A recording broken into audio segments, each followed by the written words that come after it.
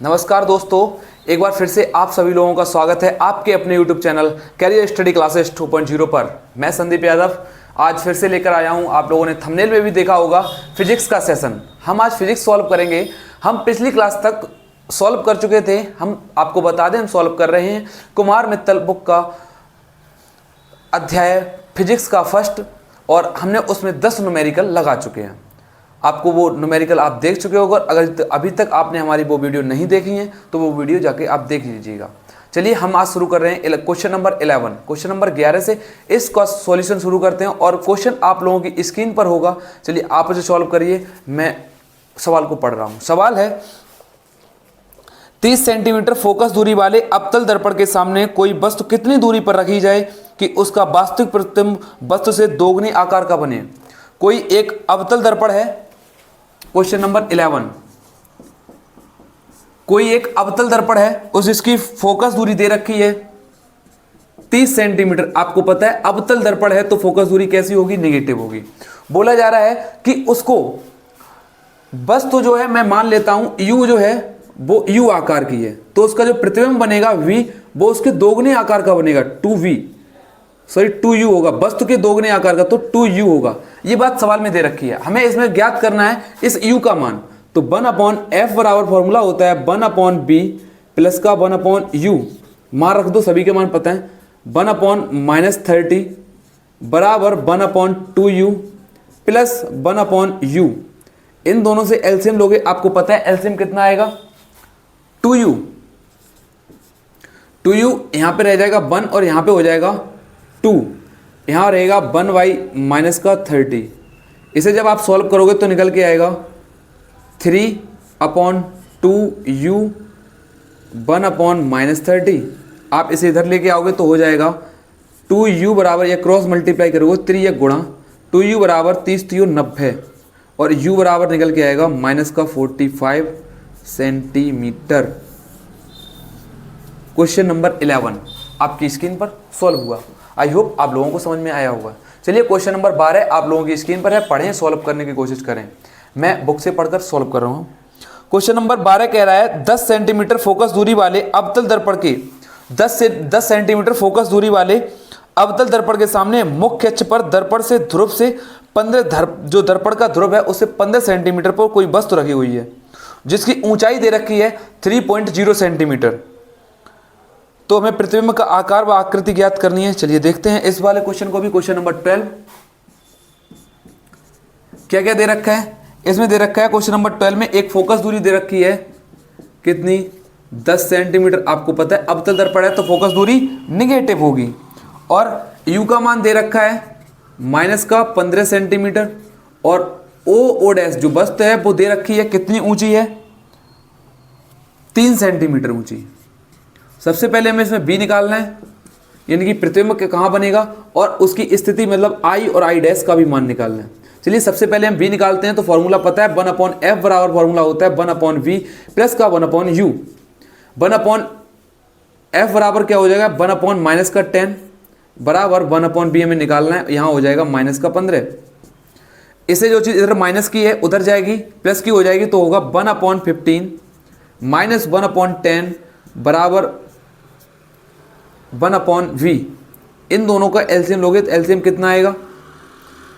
इन दोनों का एलसीएम मैंने मान लिया कितना आ रहा है, 90। मैंने मान लिया कितना आ रहा है, 90। 15 छिक्का 90 और 10 निम्न 90, यानी कि 1/v। यहाँ से निकल के आएगा -3/90 बराबर 1/v। 3 एकम 3, 3 तिया 9। मतलब कि अगर v का मान कितना आ रहा है, -30 सेंटीमीटर।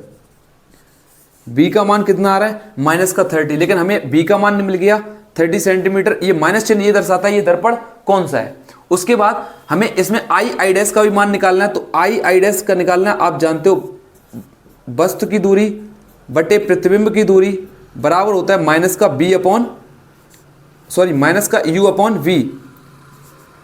u/v। o डैश का मान कितना दिया हुआ है, 3। i डैश का मान नहीं पता। u का मान -15 और माइनस सवाल में पहले से सूत्र में माइनस होता है तो माइनस से भी लगा दो। v का मान कितना निकल के आया, -30। इस माइनस से ये माइनस चिन्ह खत्म हो जाएगा, 15 एकम 15, 15 दूनी 30, तो क्रॉस मल्टीप्लाई करोगे तो आई डैश का वो मान निकल के आएगा, वो कितना निकल के आएगा, -6 सेंटीमीटर। और ये माइनस चिन्ह हर बार यही दर्शाएगा कि जो दर्पण के प्रतिबिंब, अगर अवतल दर्पण लगा हुआ है, इस तरह से अवतल दर्पण लगता है तो प्रतिबिंब इसी तरफ बनेगा। ये इस तरफ की जो डायरेक्शन होती है, इस तरफ वाली, ये हमेशा माइनस में ही ली जाती है, आपको पता है ये बात, इसलिए ये चिन्ह माइनस का है। क्वेश्चन नंबर 13,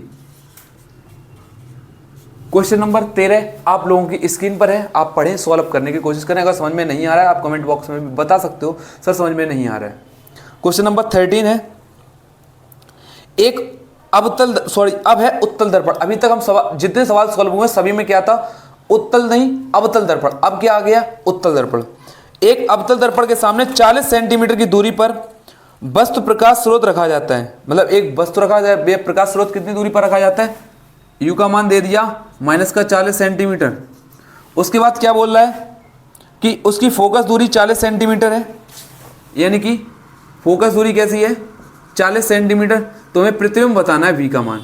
तो फॉर्मूला आपको पता है 1/f बराबर 1/v प्लस का 1/u। आपको 1/b निकालना है, आप पहले से ही चेंज कर लो। 1/b बराबर क्या हो जाएगा, 1/f माइनस का 1/u। ये जो चीज़ इधर प्लस की थी इधर ले आई, माइनस की हो गई। उसके बाद आप इस वाले फॉर्मूले में मान रख दो, 1/40 माइनस 1/40 और माइनस ये प्लस हो जाएगा, तो ऊपर हो जाएगा 2/40, यानी कि 1/v बराबर कितना निकल के आ रहा है, 1/20 और v बराबर 20 सेंटीमीटर। और ये इस बार अगर प्लस का चिन्ह आ गया तो आप समझ सकते हो कि उत्तल दर्पण के केस में ये प्लस का ही आता है, v प्लस का ही होता है, यानी कि जो प्रतिबिंब होता है वो प्लस का होता है अवतल दर्पण के केस में। आई होप आप लोग समझ पा रहे होंगे। चलिए क्वेश्चन नंबर 14 मैं आपको समय दूंगा स्क्रीनशॉट लेने के लिए, आप उस समय स्क्रीनशॉट ले सकते हो।